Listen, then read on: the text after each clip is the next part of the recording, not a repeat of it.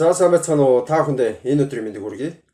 За өнөөдөр хичээлээрээ бүгдээрээ Adobe InDesign анхан шатны хичээлээр set preference буюу анхдагч тохиргоог InDesign програм дээр хэрхэн хийх вэ?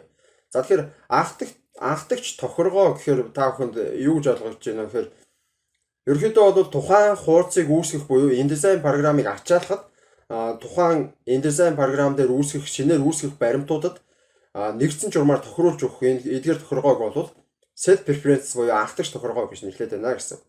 За тэгэхээр анхдагч тохиргоог нэг л удаа тохируулаад өгчнө. Үүнээс хоошид бол бид нар яг энэ анхдагч тохиргооныхоо дагуу тухайн хуудас баримтчгүүдэд үүсгэж явах юм боломжийг бүрдүүлж өгдөгөө гэсэн. Жишээ нь бид нарыг шинээр баримт үүсгэх болгонд чинь пиксел ч юм уу те хэмжигдэхүүн нь жишээ нь пикселийн хэмжээтэй байна, фонтын хэмжээтэй байна гэдэг юм ингээд цаанаасаа default тохиргоонууд нь яваад байдаг. За эдгээр тохиргоог яаж одоо сантиметр ч юм уу те биднэрт ойлгомжтой. За яг Монголын нөхцөлд ашигладаг энэ хэмжээсүүдтэй болгох вэ гэдэг зүйлийг энэ set preferences хийдэг гэсэн үг ээ. За дараагийн зүйл нь бол бид нэр workspace-ийн талаар товчхон ярилцсан. Энэ маань бол тухайн одоо хэрэглэгч InDesign програмыг хэрэглэгч өөртөө зориулаад ажлын талбараа хэрхэн зохион байгуулах вэ гэдэгтэй холбоотой ийм ойлголт байгаа.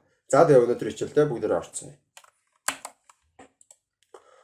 За тэгэхээр бид нэр InDesign програмаа нээчин.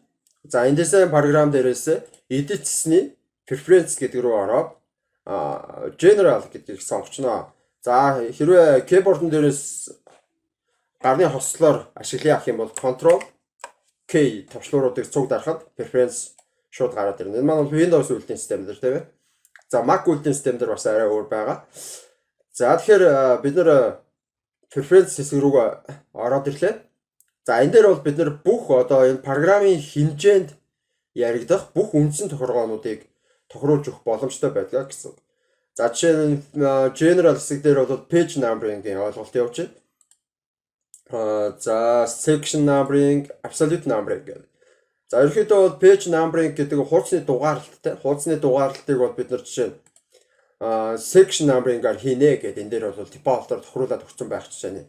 Тэгэхээр энэ маань юу гэсэн үг вэ гэхээр тухайн бидний үүсгэж байгаа баримт бичиг маань хэдэн хэсгээс бүрдэж байна. Тэр хэсэг тус бүр дээр нь одоо section тус бүртнээс энэ дугаарлалтыг өгөх юм боломжийг олгож өгч байгаа юм зүйл байгаа.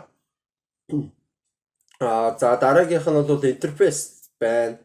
За жишээ бид нэр color theme гэдэг ерөөхдөө үндсэн програмын харагдах өнгөний байдлыг энэ дээр тодорхойлж өгч байна тийм ээ. За бүр ийм dark байх юм уу эсвэл арай цайвар dark өнгө байна. За мөн арай баг зэргийн цайвар бүдэг цайвар саарл өнгийн ийм дэмтэй байж болох нь эсвэл цав цагаан өнгийн дэмтэй тийм.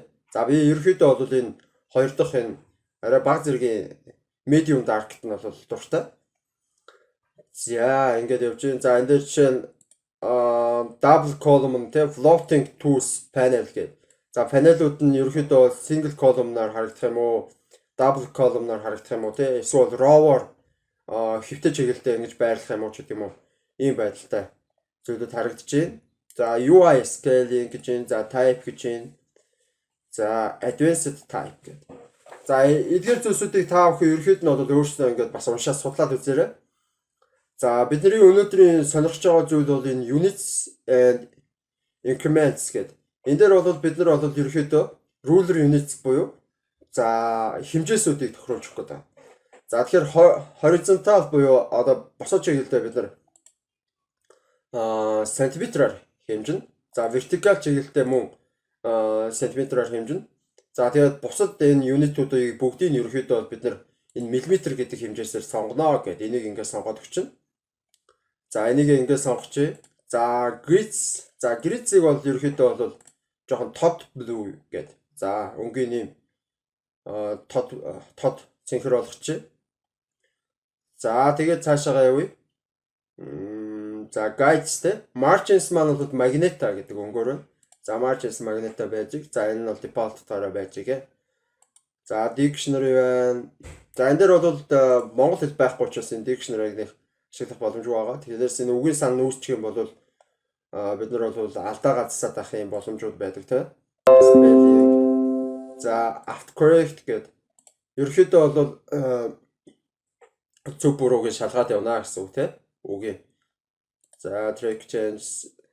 За эндээс дараагийн нэг сонирхох зүйл display performance гэх.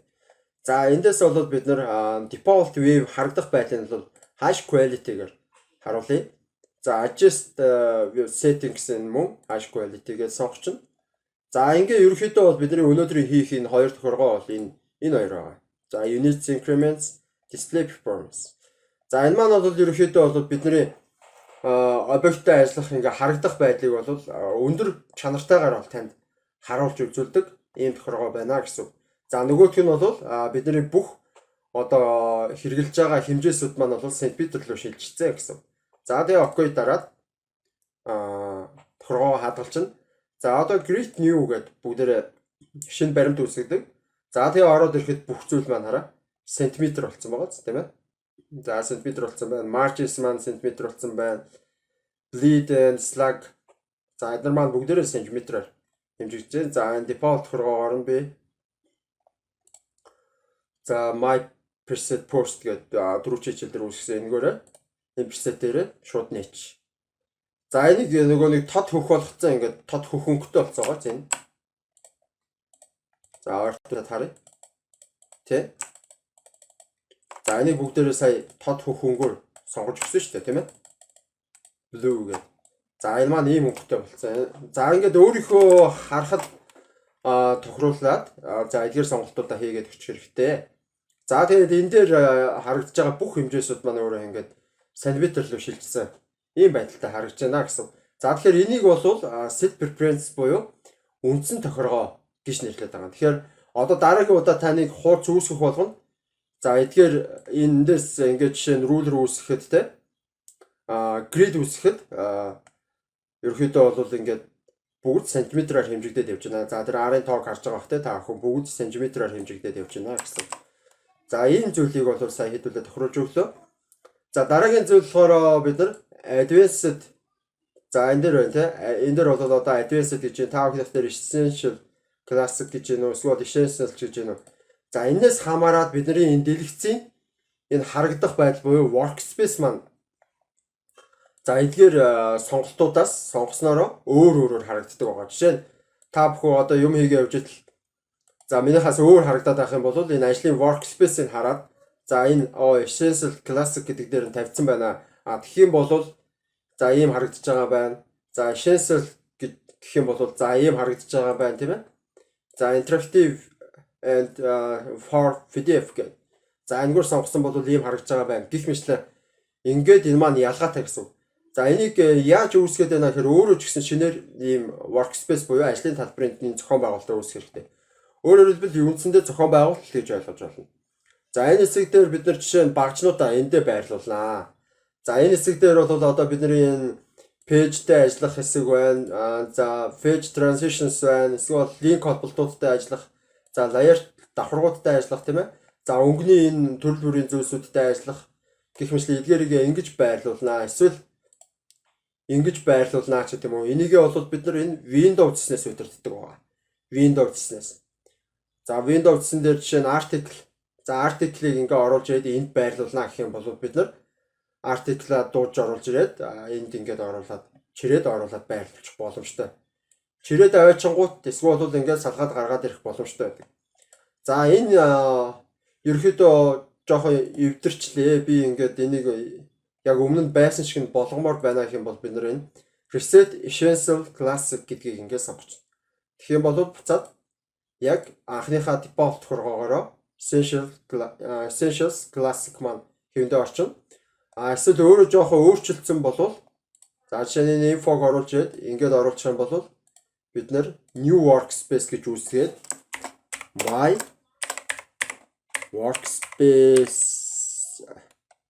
workspace гэж тэ workspace гэж. За my workspace гэх мэтлээ ингээд нэрлээд за энэ бол чиний зөвхөн хувийн тохиргоо гэдгийг энэ дээр ингээд ороод ирчихэж байна гэсэн үг. За тэгээд энд хамгийн дээдлэлт нь харагдаж байна тийм ээ. За тэгээд эндээс жишээ нь page за ошоо орж ирээгүй юм юу вэ? За background task гэх мэтлээ ингээд бүх одоо энэ тохиргоонуудыг өөрөө энэ дээр ингээд өөртөө хялбар амар байдлаар ингээд тохируулж өгөх боломжийг олгодог зүйлийг бол бид нар workspace гэж ойлгоод байна гэсэн. За delete тэгээд my workspace устгах чи. За essentials classic гэдгийг сонгочоо миний хувьд. За иймэрхүү ойлголтуудыг өнөөдөр ярьслаа. За эхний хэсэг нь бол бид нэр яг энэ хуудсыг дуудахад файлыг нээхэд тийм ээ. Шинээр үүсгэхэд бид нар үндсэн default тохиргоог яаж хэрхэн тохируулж болох вэ? За тэгээд зарим модо жишээ нь сантиметр, миллиметр руу яаж хэмжээсийг хөрвүүлэх үү гэдэг юм уу? Эдгээр зүйлсийг бид нар ярьлаа. За дараагийн зүйл нь бол би энэ ажлын талбараа хэрхэн өөртөө амар хялбар байдлаар зохион байгуулж болох вэ гэдэг үндсэн ойлголтыг товчхондоо ярьслаа. За тэгээд та бүхэн гэрээ даалгаварт бол өөрснөө workspace-ийг тохируулаад за эдгэсний preferences ороод үндсэн тохиргоонуудаа солиод тохируулаад үзээрэй. За тэгээд анхаарал хандуулсан та бүхэнд баярлалаа. Дараагийн хичээлээр уулзтлаа. Түр баяртай.